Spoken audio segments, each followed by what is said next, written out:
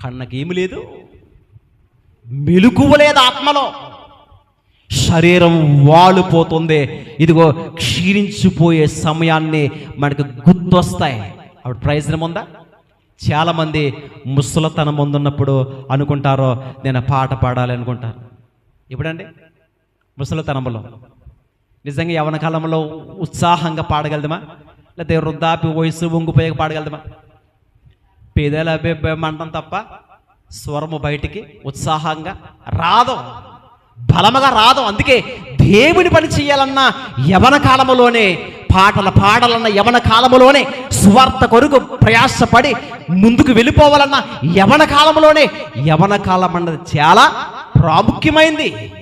అందుకే యవన దశలో ఉంటున్నప్పుడు భక్తిని చాలా జాగ్రత్తగా మనము కాపాడుకోవాలి, చాలా జాగ్రత్తగా. ఈరోజు పిల్లలకి, యవనస్తులకి ఇది అర్థం కావట్లేదు.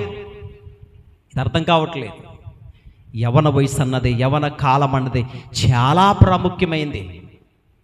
వృద్ధాప్య వయసులో ఉంటున్న వారు వచ్చి దేనికి ఉపయోగపడతారు చెప్పండి? దేవుని పని ఏమైనా చేయగలుగుతారు? వాళ్ళు చేయలేరే కదా.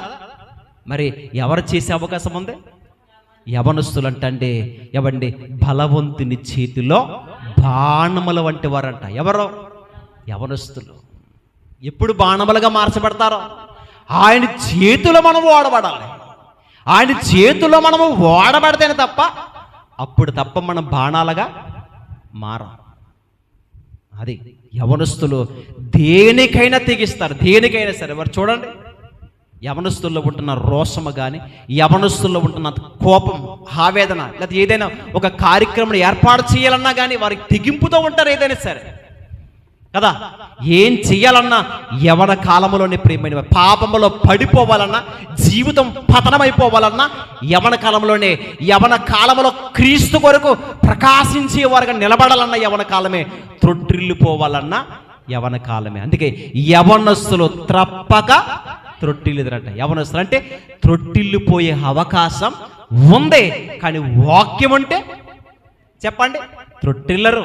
వారు ఎలా ఉంటారో స్థిరులుగా నిలబడతారు. ప్రియమైన వాళ్ళారు, ముగించుకుందాం.